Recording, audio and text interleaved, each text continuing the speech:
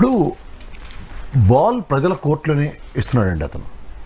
Next election ఆయన గెలిస్తేనే ప్రమాణ స్వీకారం విశాఖపట్నంలో ఉంటుంది. అలాగే నెక్స్ట్ ఎలక్షన్ ఆయనకి మ్యాండేట్ ఇచ్చారు అంటే ఆయన నమ్మిన 3 రాజధానుల సిద్ధాంతానికి ప్రజల యాక్సెప్టెన్స్ ఉందని 3 రాజధానులపైన రెఫరెండం కింద తీసుకోవాలి. వీళ్ళు మూసుకొని పని చేసుకోవడమే. రెండోది, రాజధాని బిల్లులు విరమించుకున్న తర్వాత కూడా రాజధాని లేని రాష్ట్రం అని వీళ్ళకి పనిపాటు లేకుండా మాట్లాడుకుంటుంది. దానికి నేను ఎప్పటి నుంచో చెప్తుంటాను, ఆయన ర్యాగింగ్ స్పెషలిస్ట్ అని. ర్యాగింగ్ చేస్తున్నాడు, పొలిటికల్ ర్యాగింగ్ అంటారు ఇది. ఈ ఎడ్డోళ్ళు ఏమో అదే పట్టుకొని వస్తున్నారు, రాజధాని లేని రాజధాని అని. ఈ చంద్రబాబు నాయుడు గారికి నిజంగా చెప్పాలంటేనండి, ఒకప్పుడు ఒక మేధావి కింద నేను ట్రీట్ చేసేవాడిని. ఈ మధ్యన ఏమైంది, అతనికి కాలజ్ఞానంలో ఉన్న జ్ఞానం పోయినట్టు. ఎందుకంటే ఈయన ఎప్పుడైతే ప్రెసిడెంట్ ఆఫ్ ఇండియాని కలిశాడో తదనంతరం జరిగిన పరిణామాల్లో ప్రభుత్వం 3 రాజధానులు విరమించుకొని రాజ్యాంగ ధిక్కరణ జరుగుతుందని చెప్పి, ఎందుకంటే మండలి చైర్మన్ సంతకం లేకుండా బిల్లు పాస్ అయింది అన్నది ఆరోపణ. దానికి ప్రభుత్వం ప్రొయాక్టివ్గా 3 విరమించుకొని కొత్త బిల్లు పెట్టలే. అంటే stand still, Amaravati is the రాజధాని అని డైరెక్ట్గా డెలిబరేషన్ ఇచ్చినట్టే. కానీ పుండు మీద కారం చెట్టు ఈయన ర్యాగింగ్ చేసాడు కాబట్టి మనం కూడా చేద్దామని ట్రై చేశారు. ట్రై చేసి ఈ రోజు దాకా సక్సెస్ కాదా అన్నది, నీ మొహానికి నీ అస్త్రం నీకు ఇంకోసారి ఇస్తున్నాను, యుద్ధం చేసుకుని చావని. ఆల్రెడీ వాళ్ళు పనికిమాలిన అస్త్రాలు ఏంటి, ఊకెళ్ళి బాబాయ్ పాత స్లోగనే. ఇవాళ 3 రాజధానులు ఎన్ని రాష్ట్రం అలా పళ్ళు అక్కడ ఎప్పుడో పనిచేసిన జడ్జి గారు మాట అన్నారు, ఇల్లు మాట అన్నాడు, ఎల్లయ్య పొల్లబోయ్ అన్నాడు. ఇవాళ లేని రాష్ట్రం లేని వస్తే మేము అమరావతిని పునరుద్ధరిస్తాం అన్న దగ్గర 17,000 మందికి ఆల్రెడీ 5,000 రూపాయలు పెన్షన్ పెంచి చూపించాడు రాజధానిలో బాధితుల రైతులకి. కౌలు ఎలకన్నా ముందిస్తుండు. ఇన్ని తెలంగాణ ఇన్ని కౌలు లేదని మధ్యలో వాళ్ళు కోర్టుకి వెళ్ళడం అది కూడా అయింది. కౌలు ఇవ్వట్లేదు మాకని. అమరావతి రాజధానిలో కౌలు ఇవ్వట్లేదని ఎవడో వెళ్ళలేదు సార్. అమరావతి రాజధాని డెవలప్మెంట్ చేయమని, అమరావతి రాజధాని ఉంచమని వెళ్ళారు. కౌలు వాళ్ళకన్నా ముందు రేట్లోనే ఇస్తున్నారు, చూసుకోమనండి. తర్వాత మధ్యలో కౌలుకు సంబంధించి కూడా ఇష్యూ అయింది, కోర్టుకి వెళ్ళారు. ఏమీ లేదు, సిఆర్డీఏ చట్ట పరిధిలో దాన్ని రిట్రియేట్ చేసుకుని మళ్ళీ ఇచ్చే పరిస్థితికి తెలలేపుకున్నాను. సో ఇప్పుడు 3 రాజధానుల అంశానికి సంబంధించి ప్రధానంగా జగన్మోహన్ రెడ్డి సర్కార్ పైన వస్తున్న విమర్శ, గడిచిన ఎన్నికల సందర్భంగా రాజధాని ఇక్కడే ఉంటుంది, చంద్రబాబు నాయుడు గారికి ఇక్కడ ఇల్లు లేదు తప్ప నాకు ఇల్లు ఇక్కడే ఉంటుంది, నేను ఇక్కడే ఉంటా అని చెప్పారు. ఎన్నికల్లో గెలిచారు, 3 రాజధానులు అన్నారు. సో మాట తప్పారు అనేది ఒకటి ఉంది.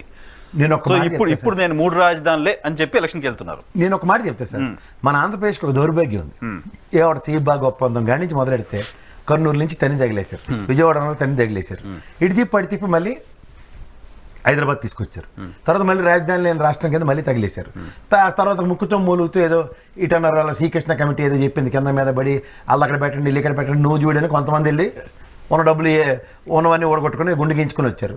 మిగిలిన డబ్బులన్నీ ఇక్కడ పెట్టి చచ్చారు. ఇప్పుడు మెయిన్ అక్కడ డబ్బులు గ్యాంబ్లింగే. ఎప్పుడైతే 2 ఈక్వేషన్స్ కనబడుతున్నాయి సార్, చేతనైతే రీవ్యాంప్ అవ్వండి చౌదరి సామాజిక వర్గం, మీ ల్యాండ్లు మీ ఆస్తులు అక్కడ ఉన్నాయి కాబట్టి సంఘటితమై ఏం చేస్తారో చేసుకోండి. రెండోది, ఇవాళ మీరు ఎప్పటి నుంచో లేని రాజధానులు లేవంటే ఉన్నది రాజధాని ఇదేరా బాబు అని చెప్తుంటే కూడా మీకు అర్థం కాకపోతే నేను మీ కర్మకి నేను బాధ్యని కాదు. డైరెక్ట్గా నేను ఇప్పుడు 3 రాజధానులు అనేది ప్రజల దగ్గరికి వెళ్తున్నా, వాళ్ళకి నచ్చితే లోటేస్తారు. ఇప్పుడు నేను ఇక్కడ సచివాలయాన్ని ప్రపంచంలో నేను సచివాలయం కడతానని చెప్తున్నాడు. ఇప్పుడు కూడా ఆయన 3 రాజధానులు అనుకున్నప్పుడు అమరావతి శాసన రాజధానిగా ఉంటుంది అనే విషయాన్ని అదే చెప్తున్నాడు కదా ఆయన, ఎప్పటి నుంచి చెప్తుంది అది.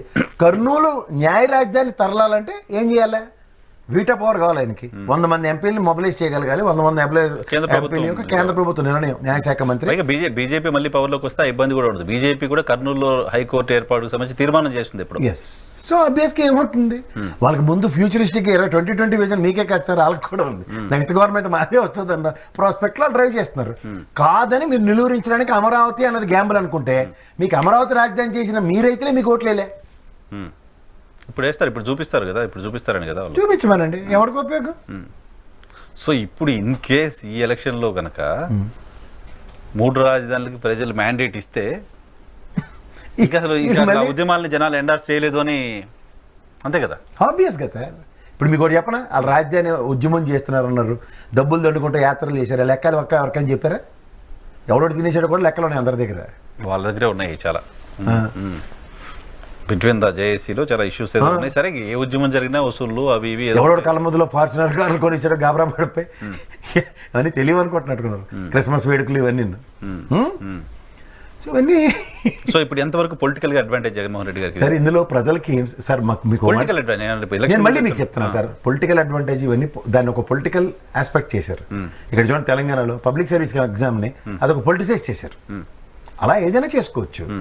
మీకు మళ్ళీ చెప్తున్నాను సార్, సచివాలయ వ్యవస్థతో ఎంతమందికి పని ఉంటుంది అన్నది బేసిస్, సచివాలయం త్రూగా మనకు ఉన్నది ఒకటే సచివాలయం కదా. అంతే కదా. ఒక సచివాలయ వ్యవస్థ స్థాపించిన జగన్మోహన్ రెడ్డి 2200 మంది ప్రజలు ఉన్న గ్రామాలన్నిటికీ ఒక సచివాలయం పెట్టిన దగ్గర ఎలాంటి సర్వీసెస్ ఇస్తున్నాడు, వాళ్ళకి నీకు సచివాలయం అయితే నీకేం పని రాబోయేది ఎక్కడ ఉంటే అన్నది ప్రజలకి ప్రూవ్ చేసేసాడు.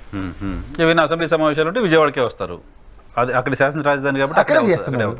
మమ్మల్ని చూడాలనిపిస్తుందా అమరావతి వాళ్ళకి, మేము అసెంబ్లీ సమావేశాలకు వస్తాం. ఇంక మిగిలిన న్యాయశాస్త్రం వాళ్ళు తెరబడిపోయి బీజేపీ వాళ్ళు కూడా సహకరిస్తే అయితే గీతే పని అయినప్పుడు చూద్దాం సార్. ఏదైతే అవుతుందో అది అనవసరం సార్. ఈయన నేను డెవలప్మెంట్ మాడ్యూల్ నేను నమ్మిన సిద్ధాంతం ఇది. 3 ప్రాంతాల కింద నేను పెట్టుకుంటే అది అయితే, కానీ అమరావతి రాజధాని కాదని మాత్రం ఆయన చెప్పట్లేదు, శాసన రాజధాని అంటాడు. That's it. ఇప్పుడు మహారాష్ట్రలోనూ ఎక్కడ ఉంది, చాలా చోట్ల ఉన్నాయి, 13 రాష్ట్రాల్లో ఉన్నాయి శాసన రాజధాని. ఎవరు కాదంటున్నారు?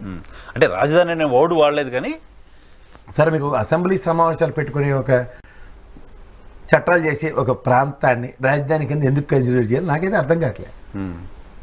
34,000 ఎకరాలు ఇచ్చారండి, వాళ్ళకి ఏం న్యాయం చేస్తారని అడగమనండి, దాని మీద నేను డిబేట్ చేయడం సిద్ధం. 34,000 ఎకరాలు తీసుకుంది రాజధాని కోసం కదా, రాజధానికి 1,500 ఎకరాలు చాలు కదా, 34,000 ఎకరాలు తీసుకుంది ఇంకా రకరకాల సిటీలు, 9 సిటీలు 10 సిటీలు కట్టడానికి. అది నా తలకైనప్ప మీ ప్రభుత్వం ప్రాజెక్ట్ అవుతుంది తప్ప రాజధాని ఎలా అవుతుంది? అది ప్రజలకి ఏం సంబంధం? 29 గ్రామాల ప్రజలు ల్యాండ్ ఇచ్చారు, వాళ్ళకి సంబంధం. ఈ నవనగరాలను నిర్మించి ఏం చేస్తాడో ఆ డెవలప్మెంట్ మాడ్యూల్తో ప్రజలు మిగిలిన రాష్ట్రం 13 జిల్లాలకు తీసుకుంటే గుంటూరులో అమరావతి అనుకుంటే మిగిలిన 12 జిల్లాలకు ఏంటి సంబంధం అండి? రాజధాని అన్నది ఆస్పెక్ట్ ఏంటంటే ఈ 3 ఉన్నవి రాజధాని అన్నది. ఇక విభజిత ఆంధ్రప్రదేశ్ని మనకి ఇచ్చినవి ఈ 3 హక్కులు. 4 బ్లాకుల సచివాలయం, అసెంబ్లీ సమావేశాలు పెట్టుకోవడం, అంతే కదా. హైకోర్టు ఇచ్చారు, ఇంకేముంది దాంట్లో? పక్కన మీకు Hyderabad open place, government land చాలా ఉంది, ఏమి మనకి ముట్టుకోవడానికి అర్హత లేదు. 10 ఏళ్ళు కాదు, ఇంకో 50 ఏళ్ళు ఇచ్చినా ఇదే దరిద్రం మనకి.